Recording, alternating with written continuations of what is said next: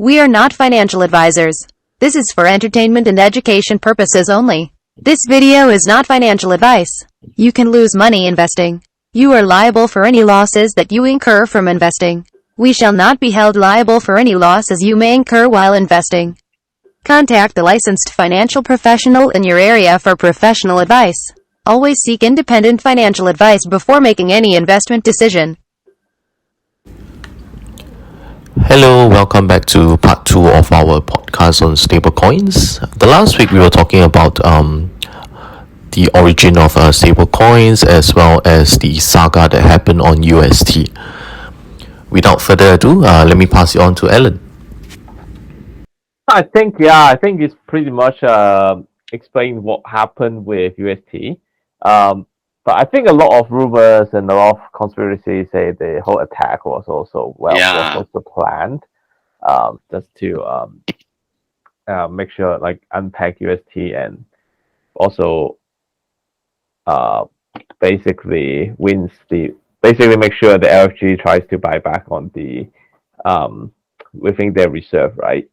So to be honest, like, one of the main thing why this could happen is also like a poor design of the model as well, with with the limit of 100 million and then 100 million, sorry, and also the algorithmic stablecoin which you burn Lunar to earn UST, but given Lunar was some sort of coin that was issued by the LFG. And so I think not only that, the whole effect of it is that $17 billion, I think, in crypto value it's actually wiped out through Lunar and UST alone. I mean, these two tokens alone completely wiped out $17 billion of crypto value. And the most affected, most of the people that were affected by these two tokens, they would have actually sold off big parts of their crypto portfolio anyways, just to recoup the losses that they made in these two tokens. And this essentially pulled the entire market down, which is in the current situation that we see. The market is down for crypto. And the second part is, I mean, it raises actually the questions, like I mentioned, it raises the questions about other stable coins. The USDT and USDC has always had speculations on the actual dollar reserves held. And as time goes on, actually I read an article that mentioned that Janet Yellen came in and also questioned why stablecoin is actually expanding that quickly, and says that there has to be some sort of regulation that has to come in and regulate all these stable coins as soon as possible. And that's why all these regulations actually does not do well for a decentralized model that crypto is supposed to be. And I think that UST essentially shows that maybe the algorithmic kind of stablecoin does not work, and hopefully the ones that have the actual dollar reserves will continue to sustain, and because that is actually very much needed, I would say. Yeah, I mean, I totally agree with you, Marcus. I think stablecoin is quite important in the crypto ecosystem in general. But of course, having is a third party trusted stablecoin, is it the end of solution? Is it a solution, or is it should be like a government issue type of stablecoin? Would that be something? Would be like what China, we really right? need? Yeah, I see, like China, or is that what we really need? It really depends on how the market growth around the stablecoin ideas, right? Yeah, I also agree. I think when we talk about how we actually handle the situations of all these crashes, I mean the crashes of the tokens, I think Luna when I saw how they handled it, like, I wasn't really entirely impressed because it kind of feel like they were sweeping they were sweeping the initial Luna just under the rug, and then they want to just create. They have created a new token Luna 2.0, and what they want to do is they want to just they airdrop people, the existing holders, tokens, and I feel like that should not actually happen.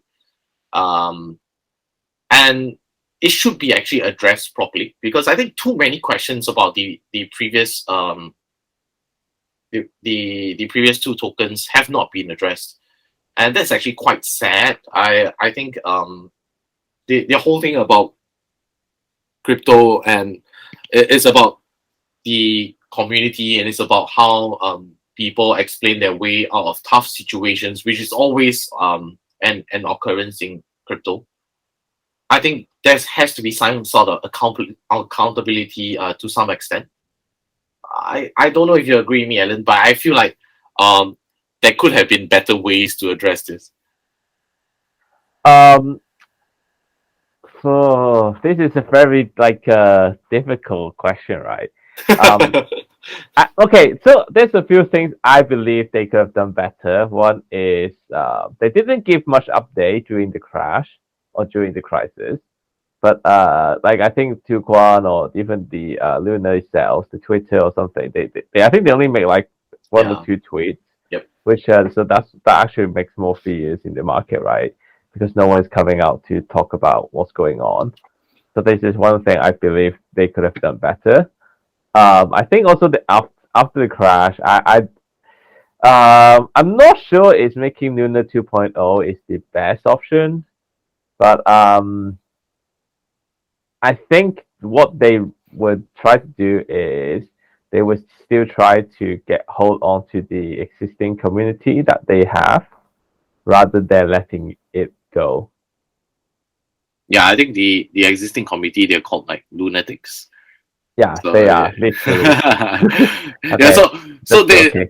yeah but they are like a very strong committee, I would say. They're called lunatics, yeah.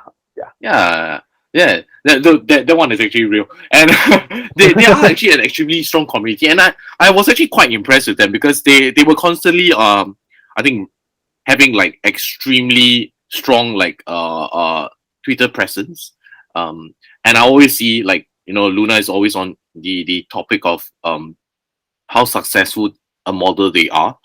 So I think for any kind of investor out there, this is not financial advice or anything, but I think it's always good for us to be a little bit skeptical side, especially for crypto, and to always do our research properly. And I think also to make sure we don't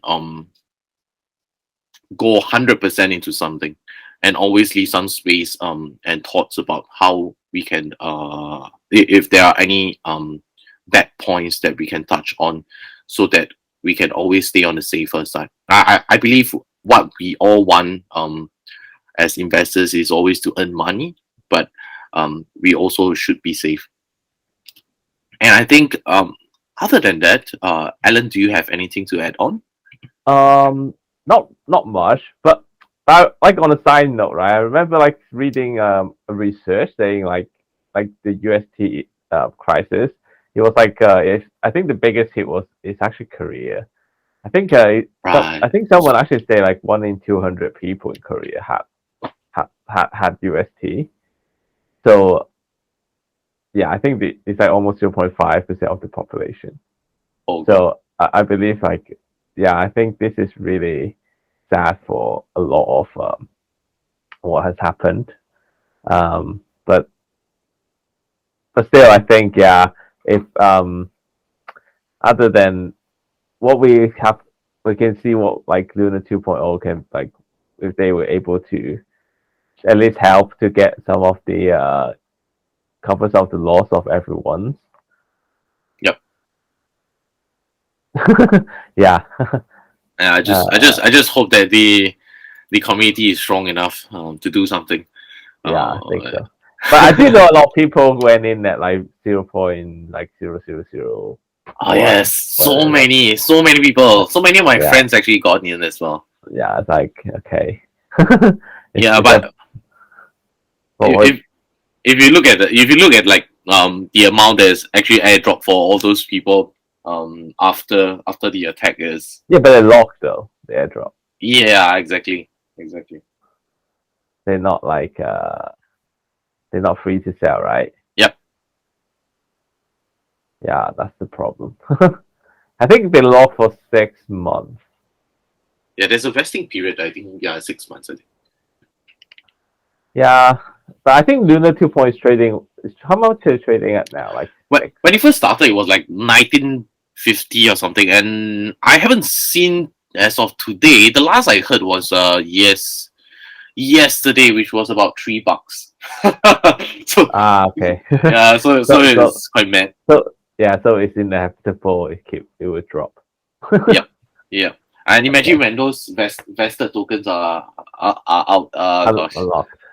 yeah. Then the supply will just be Okay. diluted. Yep. I think that is all we have for this session. I think the next couple of sessions we'll also touch on the actually this session was supposed to be derivatives, but I just decided that stablecoins is something everyone is looking at right now, so we should discuss on it. So next session, we should be touching on a little bit of derivatives or maybe even centralized exchanges. So yeah, stay tuned to our next few podcast sessions. Thank you, everyone. Thank you, Marcus. Thank you, Alan. Thank you. See you all. Bye bye. Bye bye.